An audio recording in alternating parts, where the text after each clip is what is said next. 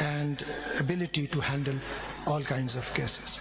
Here, the Supreme Court Bar Association expresses its gratitude to the Supreme Court of Pakistan for handling of the presidential reference in the case of Mr. Zulfikar Ali Bhutto.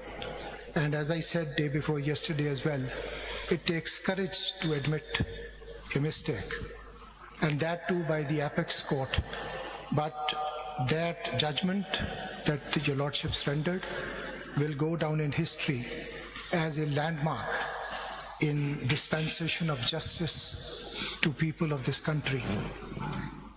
May I now take your lordship's time in pointing out that there are certain issues which require immediate attention of this august court.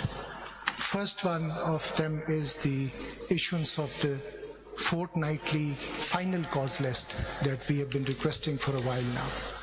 If your lordships can actually look into this aspect of this administrative affair, issuance of a fortnightly final cause list can help us lawyers be ready with the schedule of our cases in the next 15 days, so that there will be less adjournments and more work that can be done. Similarly, Your Honor, we are grateful for the issuance of monthly proposed cause list, but the Supreme Court Bar Association is pained to point out that a large number of the cases given in the proposed cause list do not make it to the final cause list. And that actually affects the plan that the lawyer has created for himself in appearing before this court and addressing those cases with promptitude. So may I request your lordship to please have a look at this aspect of the case. Similarly, the question of senior advocates and their handling has been begging attention of this court for a while now. It has been a long time that this honorable court has bestowed the status of senior ASCs on lawyers. And it is not that our lawyers are no longer capable of being given the title of the senior ASCs. But may I also point out that the rules of this court actually give a right of prior audience to our existing senior ASCs. And that is a practice that is no longer being followed nowadays. And it is high time that we bring back that glorious tradition of giving precedence to our senior ASCs. And as is a landmark of my Lord Justice Faizi said, he gives up his discretion as early as possible. So may I also point out that it is the Lordship's discretion to decide as to who becomes senior ASC of this court. And the rules may be suitably amended to even structure that discretion if it is possible. And lastly, may I also point out that the vacancies in all high courts are now seriously affecting the working of those courts, especially that of Lahore High Court from where I come. And 22, now 23 seats are lying vacant.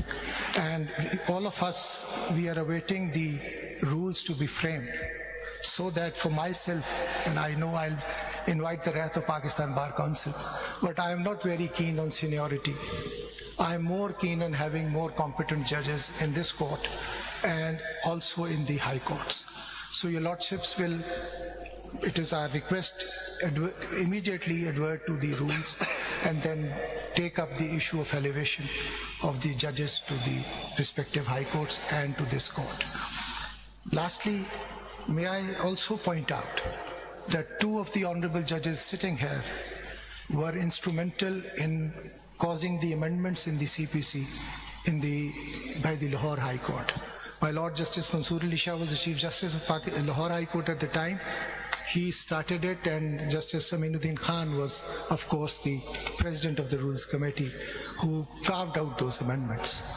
But my lords, it is the law of the land today, and not a single provision of the amended CPC is being implemented.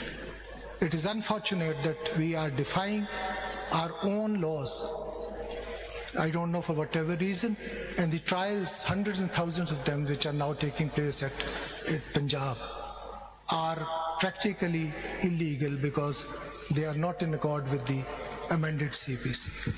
So your lordships will graciously, because dispensation of justice is the ultimate goal that this honorable court has to address. And if all those trials end up in cases of remand, it will be unfortunate. So may I request particularly Justice Mansoor Ali Shah to please have a look at this and advert to this very serious question. Similarly, my Lord, we have been pointing out from day one that I have assumed office of the President of Supreme Court Bar that the video link facility of this august court is a genuinely good thing to happen to lawyers. And I've been requesting that this, not only that the system be upgraded, it may also be extended to the benches of the high courts wherever they are in the country. That will save time for the lawyers. They would not have to travel to the principal seat, and they will simultaneously be working in the respective high courts as well. That will, of course, help us in the ultimate goal of having expeditious justice for all concerned. Now I come to the last point, that is that the elections have already been undertaken. I know there are legal challenges to those elections, and those challenges will be dealt with by the courts of law and the tribunals as and when they are approached. But I take this opportunity to make a request to all the stakeholders by the virtue of the pedestal that I am holding right now, to please bring precedence, give precedence to this country first. And I ask them to come together to ensure that our country moves forward and we come out of petty disputes. It is an honor to say farewell to you, sir, and I will for myself always remember you as someone who was compassionate, very benevolent, and a most courteous person that I've ever seen. We will miss you, sir, but as has been said, every good thing has to come to an end. So I wish you all the best in life, sir, and Supreme Court Bar will be welcoming you once again whenever you feel like coming to us. It is an honor to have the right of audience before this August forum, and for a change, no question coming from the bench. I'm honored, sir, grateful. Thank you.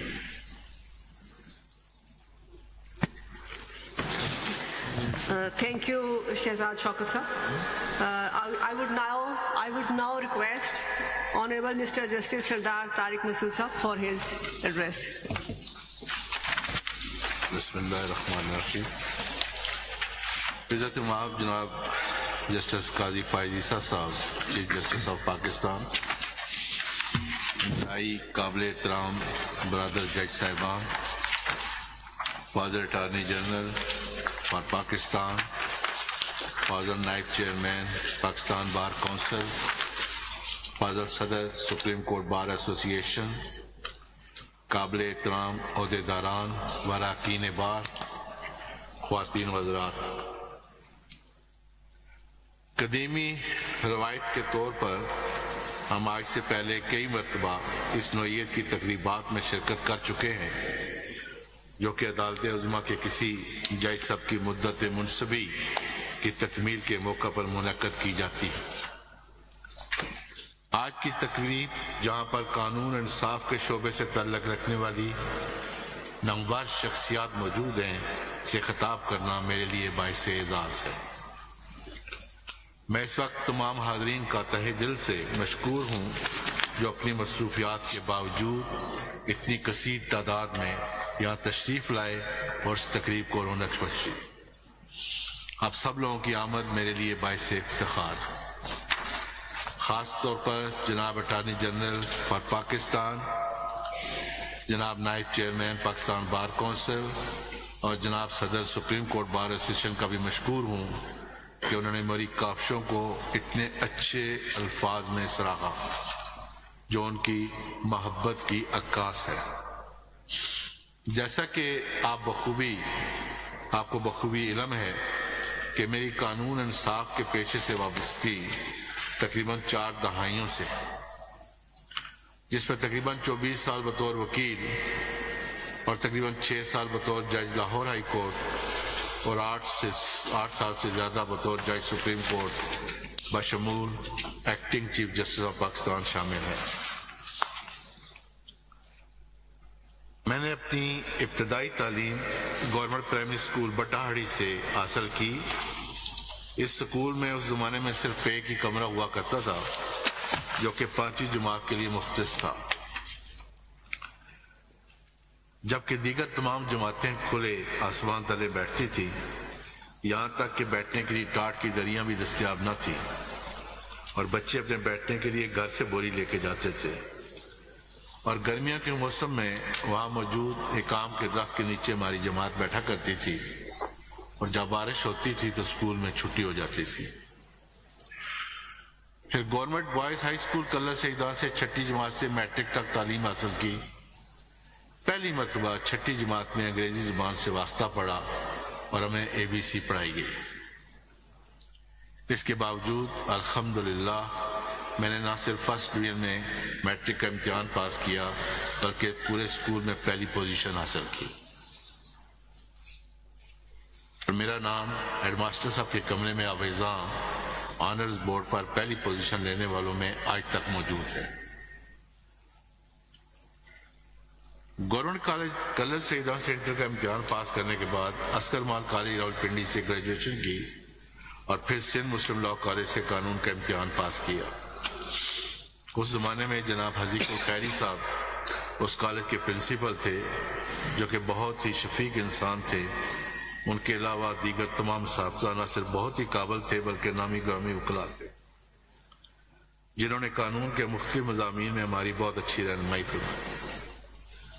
1984 میں قانون کا امتحان دینے کے فوراً بعد میں نے یہاں آ کر اپنے مرحوم بھائی سردار اسحاق خان صاحب سے کے چیمبر میں شمولیت اختیار کی، اور اس طرح 5 مئی 1985 کو لائسنس ملنے کے بعد میری وکالت کا باقاعدہ آغاز ہوا۔ آج کا دن اگرچہ میرے عدالتی منصب کا آخری دن ہے، مگر یہ ایک نئی زندگی کا آغاز بھی ہے۔ آج کے بعد میں اپنی ذات اور خاندان کو زیادہ وقت دے سکوں گا جو آج سے پہلے میں بطور وکیل اور بطور جج اپنی پیشہ ورانہ مصروفیات کی وجہ سے نہ دے سکا۔ اگر میں ماضی میں نظر دوڑاؤں تو اپنے آپ کو ایک ایسا شخص پاتا ہوں جس پر اللہ تعالیٰ نے ہمیشہ خاص کرم اور رحمت فرمائی۔ ابتدا سے ہی میں نے ماں باپ کو انتہائی شفیق اور مہربان پایا۔ میں اپنی فیملی میں تمام بہن بھائیوں میں سب سے چھوٹا تھا، لہذا تمام بہن بھائیوں کو لاڈلا بھی تھا۔ میرے بڑے بھائی بہن بہت مددگار اور ہمدرد تھے۔ خاص طور پر میں اپنے بڑے بھائی جناب سردار اسحاق صاحب کا تذکرہ کرنا چاہتا ہوں، جو کہ نہ صرف ایک بلند پایہ وکیل تھے بلکہ بہت ہمدرد انسان۔ انہوں نے ہمیشہ میری مدد کی اور رہنمائی فرمائی۔ خاص طور پر وکالت کے پیشے میں سے منسلک ہونے کے بعد انہوں نے میری بھرپور تربیت کی۔ آج میں جس مقام پر ہوں اس کا سہرا کافی حد تک ان کو جاتا ہے۔ اس کے بعد اپنی شریک حیات کا ذکر کرنا چاہتا ہوں جنہوں نے میرا بھرپور ساتھ دیا اور نہ صرف گھر کو ایسے طریقے سے سنبھالا بلکہ بچوں کی بہترین تربیت کی۔ میں اپنے پیشہ ورانہ امور کی انجام دہی کے سلسلے میں اپنے بچوں اور شریک حیات کو مناسب وقت نہیں دے سکا، لیکن انہوں نے کبھی اس کا شکوہ نہیں کیا۔ ان کی بھرپور حمایت کے بغیر میرے فرائض منصبی کی بہتر انداز میں ادائیگی ممکن نہ تھی۔ میں نے اپنے عدالتی کیریئر کے دوران ہمیشہ سے یہ کوشش کی کہ ہر صورت میں انصاف کی فراہمی کو یقینی بناؤں۔ جیسا کہ آپ لوگ جانتے ہیں کہ نظام انصاف کا ایک اہم اصول ہے کہ چاہے 10 گناہ گار سزا سے بچ جائیں مگر ایک بے گناہ کو سزا نہیں ہونی چاہیے۔ میں نے ہمیشہ اسی اصول پر عمل کیا، اور جس مقدمے میں بھی استغاثہ اپنی بنیادی ذمہ داری یعنی ملزم کے خلاف مقدمہ کو کسی بھی شک کے بغیر ثابت کرنے سے قاصر رہی ہے، میں نے ہمیشہ ملزم کو شک کا فائدہ دیا۔ خاص طور پر انسداد منشیات کے مقدمات میں جہاں کی سزائیں بہت سخت ہیں، جہاں پر عدالت عظمیٰ نے یہ فیصلہ کیا کہ اگر مقدمہ کی ہر کڑی یعنی منشیات کی برآمدگی، مال خانہ میں باحفاظت موجودگی، فوری اور باحفاظت ترسیل اور مثبت رپورٹ میں اگر کوئی ایک کڑی بھی غیر موجود ہو تو اس کا فائدہ ملزم کو ملنا چاہیے۔ اس سلسلے میں کئی مقدمات کی سماعت کے دوران میں نے اعلیٰ حکام کو اس سلسلے میں کئی بار یاد دہانی بھی دلوائی۔ آئین پاکستان کچھ بنیادی اصول وضع کرتا ہے جس میں قانون کی حکمرانی اور اختیارات کی تقسیم شامل ہے۔ ان دونوں بنیادی اصول پر عمل درآمد کے لیے ایک آزاد عدلیہ ضروری ہے۔ یہی وجہ ہے کہ آئین میں عدلیہ کی آزادی پر خصوصی توجہ دی گئی ہے۔ اعلیٰ عدلیہ کے جج حضرات کی تعیناتی سے لے کر ریٹائرمنٹ اور برطرفی تک تمام تفصیل آئین کے اندر ہی فراہم کی گئی ہے۔ علاوہ ازیں عدالت کے بنیادی فرائض میں نہ صرف فراہمی انصاف بلکہ عوام کے بنیادی حقوق کا تحفظ بھی شامل ہے۔ یہی وجہ ہے کہ جب بھی کوئی ایسا مقدمہ عدالت کے سامنے پیش کیا جاتا ہے جس میں عوام کے بنیادی حقوق کی خلاف ورزی ہوتی ہو تو عدلیہ ہمیشہ عوام کے حقوق کے تحفظ کے لیے آئین و قانون کے مطابق فیصلہ صادر کرتی ہے، اگرچہ کئی دفعہ عدلیہ کو اس کی قیمت بھی چکانی پڑتی ہے۔ متعدد بار عدلیہ کو مختلف سیاسی جماعتوں کی طرف سے تنقید کا سامنا بھی کرنا پڑا، مگر عدلیہ ہمیشہ قانون آئین کے مطابق فیصلے کرتی ہے۔ عدلیہ کی آزادی کا مطلب صرف انتظامیہ سے الگ ہونا ہرگز نہیں ہے، بلکہ ایک ایسا وسیع نظریہ ہے جس میں جج کو نہ صرف تمام طاقتور حلقوں سے بلا خوف ہونا بلکہ سیاسی، معاشی اور معاشرتی طبقات کے تعصبات سے بھی آزاد ہونا ہے۔ بار کی بھی سوچ یہی ہے کہ اگر ایک جج کی مدت ملازمت اور تعیناتی کچھ طاقتور حلقوں کی طرف سے کیے گئے فیصلوں کی قبولیت پر منحصر ہوگی تو ایسے حالات میں عدلیہ کی آزادی ایک بے معنی جملہ بن کر رہ جائے گی۔ میں یہ یہاں واضح کرنا ضروری سمجھتا ہوں کہ عدلیہ فرد اور ریاست کے درمیان ایک ایسی محافظ دیوار کا کردار ادا کرتی ہے جس سے ریاستی طاقت ایک حد سے تجاوز کر کے کسی شخص کے انفرادی حقوق کو پامال نہ کر سکے۔ عدلیہ کے اس وقار کو برقرار رکھنے، آئین کی بالادستی و پاسداری اور قانون کی حکمرانی کو قائم رکھنے کے لیے انتہائی ضروری ہے کہ ایسے بلا خوف اور بلا امتیاز فیصلے صادر کیے جائیں جن سے کسی قسم کا سیاسی، معاشی اور معاشرتی طبقات کا تعصب ظاہر نہ ہوتا ہو۔ میں نے حتی الوسع کوشش کی کہ فیصلے کرتے وقت اس اصول کو مد نظر رکھوں۔ فراہمی انصاف کو یقینی بنانے کے لیے بار کی کردار کی اہمیت سے انکار نہیں کیا جا سکتا، کیونکہ اس سلسلے میں عدلیہ کو بار کی مکمل حیات اور تعاون کی ضرورت ہے۔ یہی وجہ ہے کہ میں نے ہمیشہ بینچ اور بار کے مابین تعلقات کو بہتر کرنے کے سلسلے میں ہر ممکن کوشش کی ہے۔ یہاں مجھے یہ کہتے ہوئے خوشی محسوس ہوتی ہے کہ مجھے ہمیشہ بار کی جانب سے مکمل تعاون اور حمایت حاصل رہی ہے، جس پر میں بار کے نمائندگان اور ممبران کا مشکور ہوں۔ بار کے ممبران کے لیے یہ ضروری ہے کہ وہ نہ صرف ہر مقدمہ میں مکمل تیاری کے ساتھ پیش ہوں بلکہ جب عدلیہ کو کسی موقع پر نامناسب تنقید کا نشانہ بنایا جا رہا ہو تو اس کا دفاع بھی کریں۔ یہاں میں ممبران بار کو مبارکباد پیش کرتا ہوں کہ جنہوں نے ہمیشہ عدلیہ کا بھرپور ساتھ دیا اور عدلیہ کے خلاف ہونے والی ہر سازش کو ناکام بنایا۔ میں امید رکھتا ہوں کہ مستقبل میں بھی ہماری بار فراہمی انصاف کو یقینی بنانے کے لیے عدلیہ کے شانہ بہ شانہ کھڑی ہوگی اور سائلان کو درپیش مسائل کے حل کے لیے اپنا مثبت کردار ادا کرتی رہے۔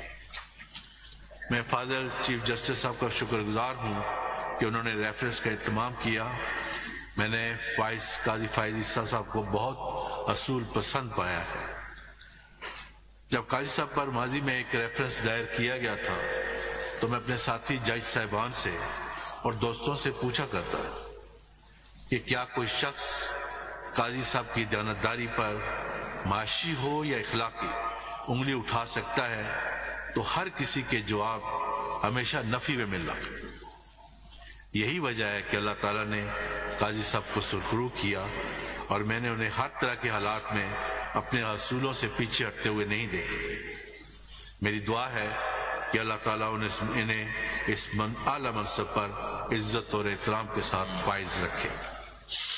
اس موقع پر میں اپنے تمام رفقا جج صاحبان کا بھی شکریہ ادا کرنا چاہتا ہوں جنہوں نے فراہمی انصاف کے سلسلے میں میرا بھرپور تعاون کیا۔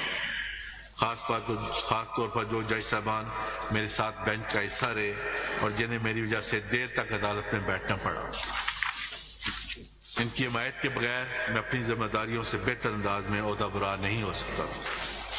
اس کے علاوہ میں ان تمام جج صاحبان جو کہ مجھ سے سینئر تھے اور جن کی رہنمائی اور فیصلوں کو پڑھ کر مجھے بہت کچھ سیکھنے کا موقع ملا کا بھی شکریہ ادا کرتا ہوں۔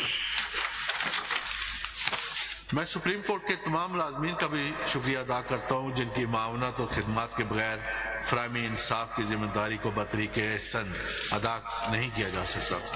میں اپنے دفتر کے عملے کا جس میں میرے سینئر سیکرٹری سید عاطف حسین، سینئر سیکرٹری محمد سعید، ڈپٹی رجسٹرار ریسرچ سید سبت الحسن کا خصوصی طور پر شکریہ ادا کرنا چاہتا ہوں جنہوں نے محنت، لگن اور جان فشانی سے اپنی ذمہ داریوں کو ادا کیا۔ ان کے علاوہ میرے ڈرائیور عابد حسین مرحوم، ڈرائیور نواز، قاصد فیصل اور گن مین لیاقت حسین نے بھی اپنی خدمات بطریق احسن انجام دی۔ میں اللہ تعالیٰ کا جتنا بھی شکر ادا کروں کم،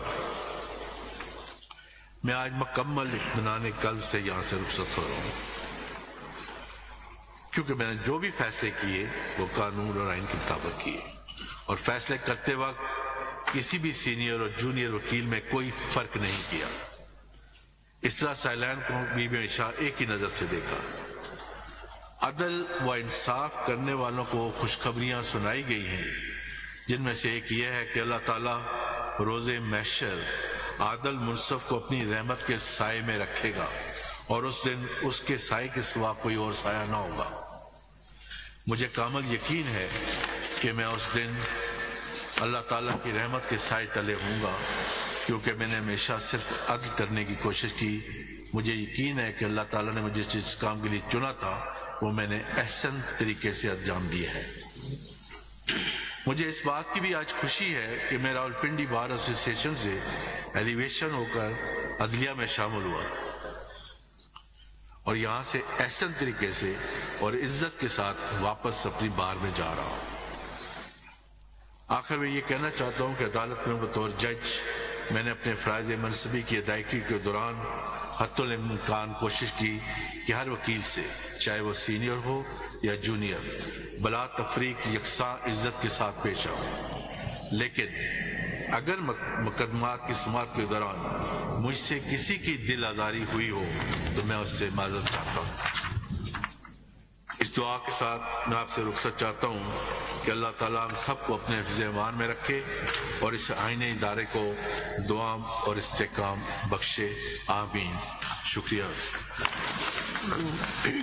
Shukriya. Thank you, sir. I would now request the Honorable Chief Justice of Pakistan for his concluding address. Bismillah ar-Rahman ar-Rahim. Assalamu alaikum. Honorable Justice Sardar Tariq Masood Sahab, my distinguished colleagues, Honorable Mansoor Usman Awan Sahab, the Attorney General of Pakistan, Honorable Riyazat Ali Sahir Sahab, Vice Chairman Pakistan Bar Council, and Honorable Mohammad Shahzad Shaukat Sahab, the President of the Supreme Court Bar Association. I have not written a speech. I would like to speak from the heart. My very honorable and distinguished colleague who's retiring, not today but on the 11th of March when it will be his 65th birthday, mentioned that his first encounter with the English language was in the 6th class. My first encounter with him was when I, as the Chief Justice of Pakistan, was attending a conference, and it was an international conference, and there were two entrances, one for foreign dignitaries and one for the rest of us. So the person at the gate said, "Sir, you come here." So the foreign dignitary on my right, he understood him with such a fair complexion that he couldn't possibly be a judge of the Supreme Court. And I thought he's a foreign dignitary. And then I later heard him speak in chaste Urdu. So I said, where did you learn Urdu? That's my first encounter with him.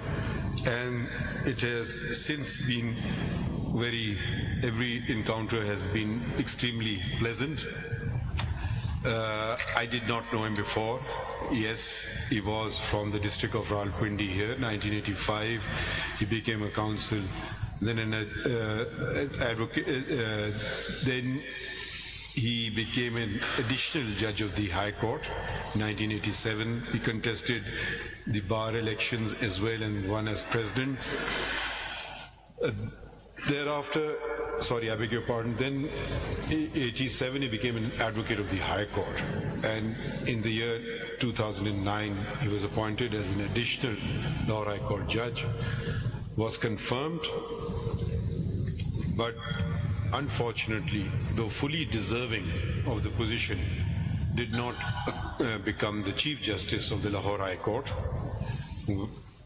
The loss was of the province, the gain was of the Supreme Court when he was appointed on the 6th of November 2015 to the Supreme Court. He has performed, I would want to just dilate first on his judgments, a few judgments only. There are many of them. You've heard the figures, 13,000 plus. It embarrasses, I'm sure, not just me, but many of us. He was in between, he was not well, but despite that, he would say, kitne case lagao? Aap laga dein 40-50 cases. Aap kaise handle karenge? He himself encouraged the maximum number of cases are fixed before him because he felt for those who had not had their say in court, and he ensured that they should as soon as possible. I just want to refer to a few judgments of his. One is the famous judgment of Asfandiar versus Kamran in 2016, SAMAA 2084, in which, I mean, these are judgments which held something new, that there's a provision in the Code of Criminal Procedure, section 539B, to appoint a commission. And sometimes judges would appoint others as commission, and Sardar Sahib held that, and I'll quote, under section 539B of the CRPC, the trial judge had no power to appoint another person to visit the place of occurrence as a commission, because the report submitted by local commission cannot be equated with the memorandum mentioned in subsection 1 of the provision. A trial judge can inspect the place of occurrence but alone, and he cannot delegate his powers. So this was something which had been left unattended. In the same judgment, he also commented upon the fact that some lawyers have stopped reading different provisions available in the code and just move an application under the omnibus section 561A, and he correctly noted that this is not an alternate or substitute for an express remedy that is provided in the law, and unless there isn't, then recourse should be made to this provision. This was in 2016, now we come closer in time. Another judgment is the Model Customs Collectorate of Islamabad versus Amir Mumtaz Qureshi, reported in 2022 as SAMAA 1861. And here his lordship dilated upon 249A and 265K of the Code of Civil Procedure, that rather than face a complete trial, these provisions can be availed of if there's nothing in evidence which may result in a conviction. However, if there's a possibility of a conviction, then recourse should not be had to these provisions. A few more, if I may just mention, that is more recent, 2023, the case of Amir Faraz versus the state, 2023 SAMAA 308, where his Lordship cancelled the bail of someone, because generally we have very rare precedents in this regard, and he noted that misusing the same by hampering the trial, as on numerous dates of hearing the prosecution witnesses appeared before the court but their statements were not recorded on the request of the defense counsel, etc., etc., and that he was misusing his concession of bail. So bail was cancelled in this case, which is a misuse on people file cancellation of bails. They forget the parameters, the narrow parameters within which this relief can be sought, and his lordship identified these as mention has been made of the narcotic cases. I will just mention another one here, and that is that when the best evidence is available to the prosecution, this is the case of Ahmad Ali versus the State, 2023 SAMAA 781, and if it has been withheld for no good reason, then an adverse presumption will be drawn, and the benefit of that will go to the accused.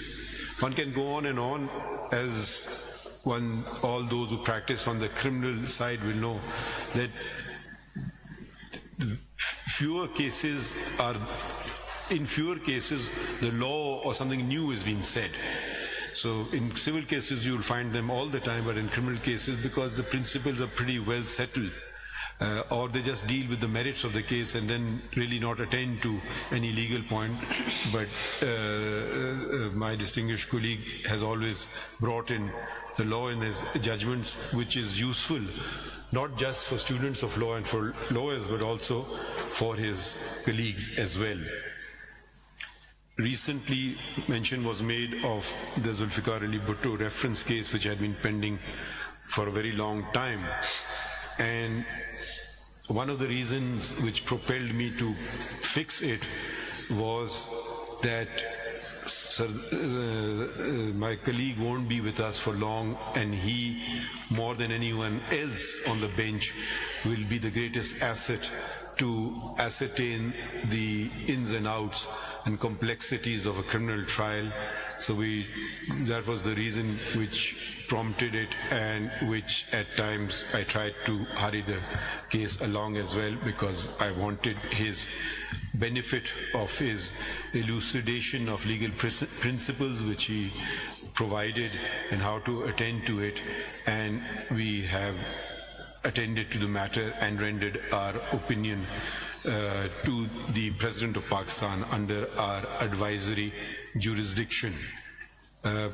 Another incident which many of you may not quite be aware of, and the role played behind the scenes, was after great, I won't say difficulty, but elections were announced, and then some petition was filed in the Lahore High Court, and an order was passed which would have effectively derailed the elections and would have made it impossible for the elections to be held on the scheduled date that had been given by the President and the Election Commission of Pakistan. This was when I had not taken a holiday for a long time, and I was visiting my ailing sister. And on that very day, we learnt of this. We convened and we requested, it was in the evening of the 16th, the day, I think the next day was a holiday, was it earlier? It was end of December anyways, the next day was a holiday, and the Attorney General was called for, and the matter was attended to. The court convened.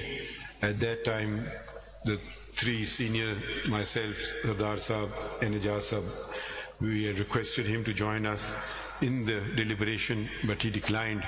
So therefore, we requested the next senior judge, Justice Mansoor Ali Shah, to be on the bench, and an order was passed which was signed with the assistance of my able colleagues on my left and right at 12 midnight. And so that also what could have derailed the elections did not take place and the election went through. We have the case of, the first case which I heard as Chief Justice was the Supreme Court Practice and Procedure Act of 2023. He and I had earlier said that these should be heard first, which we did, and it was decided by the full court of this court, which I had the benefit of Sardar Saab's counsel. Then came the case of the trials by Army Court trials. Sardar Saab was heading the bench, but I think quite unnecessarily an objection was taken to his being on the bench, which was not justified because for the reason that he had not expressed an opinion. He had simply stated earlier that if the matter is heard by 9 members, then where won't the either affected party lose a right of appeal? Which was a very fair observation. But this was used to seek his recusal, and he, without hesitation, which was, I think, not justified seeking his recusal, he recused himself from the bench, and that I think the appellants did not do a wise thing, because in him they would have had a very compassionate ear. In addition to the work of a judge, my colleague was also a very valuable member of the Judicial Commission of Pakistan. The Judicial Commission of Pakistan, as you know, recommends the appointment of judges. It has been pointed out by Mr. Riyazat Ali Sahar as well as by Mr. Muhammad Shahzad Shaukat, the Vice Chairman and the President, that there are vacancies. We are very aware of it, but one thing after another, and the rules that have been drafted have not yet been, I will not use the word that Riyazat Saab used of being approved, have not been considered by the Judicial Commission of Pakistan, because we may not agree. So let us leave the word to be considered, and we'll certainly consider them soon. And I would like to move ahead with filling vacancies as soon as possible. It is also, I need to approve this with my colleagues, that maybe the time has come where we establish a separate secretariat for the Judicial Commission of Pakistan, because all the work falls on the shoulders of the registrar, which I think in itself, if the registrar tends to the daily work of a registrar, cannot, and other matters get sidetracked. So this is something we need to work on as well, that we will maybe create a separate secretariat with the job of which will be the Secretary of the Judicial Commission of Pakistan, not Registrar ex officio Secretary of the Judicial Commission of Pakistan. He's also played a very valuable role on, now as has been mentioned, I will not use the word that the powers of the Chief Justice have been reduced. They are now being, the burden is now being shared by a committee of 2 senior judges, and we had to, this was something very new. We had not done it before, it had never been done before. So the constitution of the committee, how to proceed, and we're trying to bring in as much transparency as possible. There are some matters which need not be disclosed to the general public. The others are put up whenever the committee meets on the Supreme Court website. We put what has transpired in the meetings of the committee. So there also we meet regularly, deciding various issues as are mentioned in the Supreme Court Practice and Procedure Act of 2023. Yet another very valuable function which was maybe has not been performed as regularly as it should have been performed is the work of the Supreme Judicial Council, where the senior puisne judge is also a very valuable member of. This is a painful task, but a necessary task. Painful because you are looking into the conduct of those who you have worked with or have known, but it is nonetheless required because the nation expects it of us, and this is one of our constitutional duties mentioned in the Constitution of Pakistan. So the large number of complaints have been accumulated. Quite a few are quite frivolous, but they still have to be, someone has to actually read them.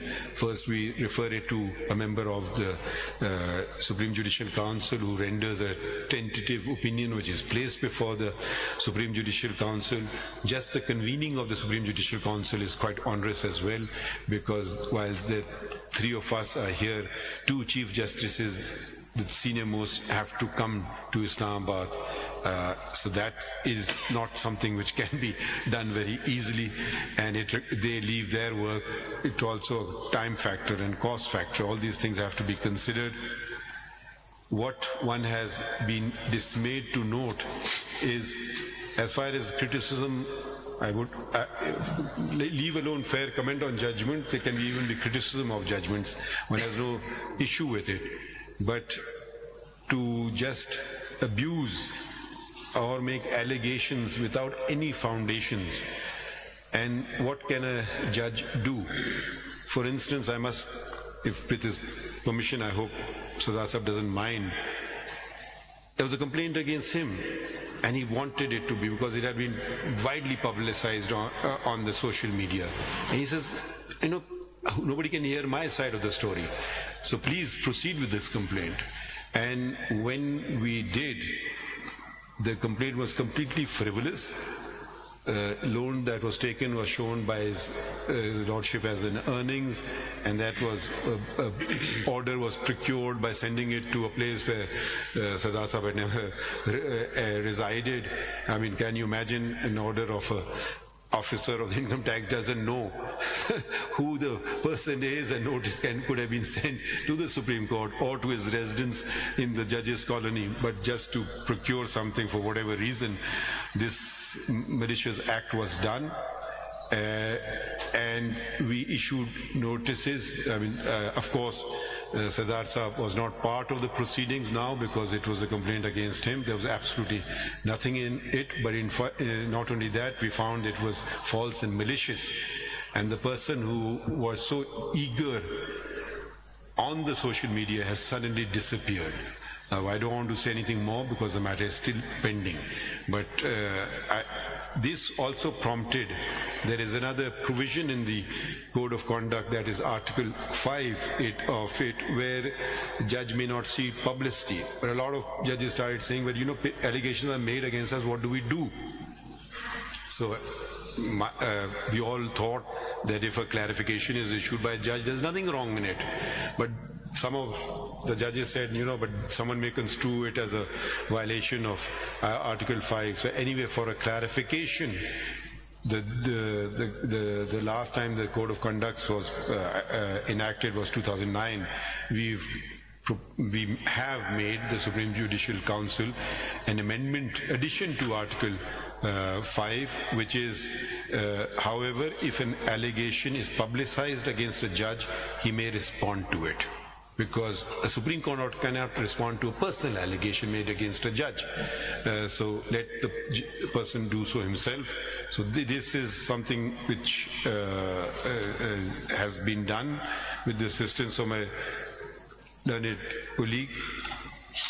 A few things about his personality: an excellent temperament, very fair-minded.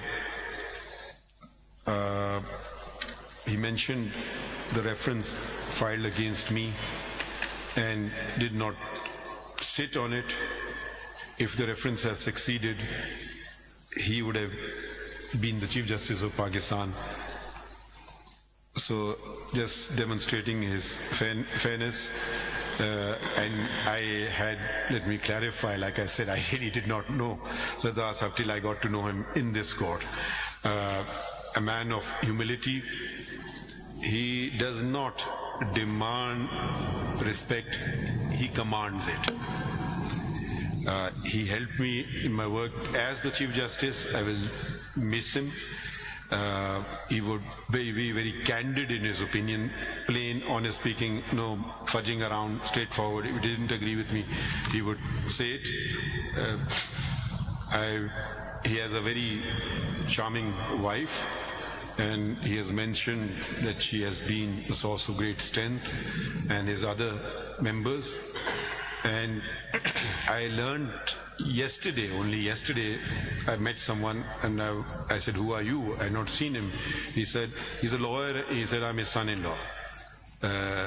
So this fact that nobody knew about it, and even I did not know about it, also reflects on his conduct, that if someone in your family is a lawyer, but someone should not be misusing his position because of his connection with a judge.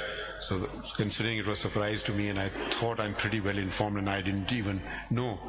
So one can go on and on about what a fine person Justice Sardar Tariq Masood is, and who has a fine family, and I'm very happy that they have supported him throughout, and I'm sure he'll find time to support them. So all of you have said wonderful things about him. If I can, I mean, in the couplet of a song, Abhi na jao chhod ke dil abhi bhara nahi. I think all of you have said that. But all good things must come to an end. I just want to respond to a few of the other comments. The President has mentioned senior advocates, Supreme Court have not been a thing. And here, yes, whilst we have not done so, he's also at fault. We had met, I think, Sardar Sahab and me, with the representative of Supreme Court Bar Association. We said we may not know all the lawyers, at least can you give us some names also? So that list is still awaited from your end. President, if you don't mind me reminding you, it's not that your list will be what will prevail with us, because this is all the judges have to meet and decide. But at least we'll know, we may not know all of them in particular fields. So the matter of vacancies will be attended to.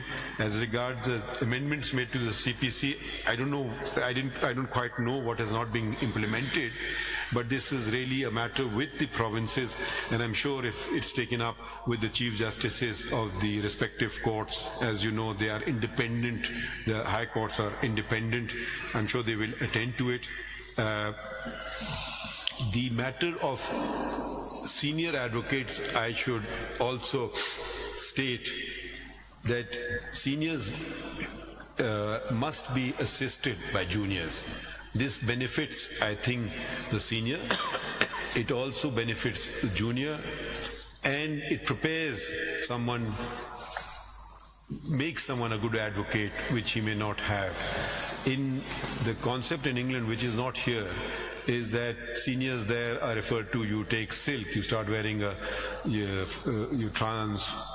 gown becomes a silk gown, and you become a previously Queen's Counsel and now King's Counsel, is you must engage a counsel junior with you. Many don't want to become seniors for this reason. So here I would, though it's not part of the rules, but I would encourage seniors to also encourage juniors, because that will develop their capacity and it will undoubtedly help the seniors. So that's a request, it's not an order, if you don't mind. I think is any other issue that was vacancies case. Yes, the fortnightly list. This is the demand I'm hearing for the first time. We will certainly consider it. I've always encouraged both the Pakistan Bar Council and the Supreme Court Bar Council, do not just mention something to me in a meeting. You may say it, I may forget it. Write it to me. If it's not attended to, send a reminder. So now today's days belongs to Sardar Sahab, so I will once again thank him for all the help, both on my behalf and on behalf of my colleagues, and if I can do it on your behalf, the council, all the cases that he decided and reduced your burden, our burden, and made the Supreme Court a little more efficient. Thank you very much. I seek permission of the Honorable Chief Justice to conclude the proceedings. The ceremony is concluded. Thank you for your participation. The guests are requested to proceed for the refreshments.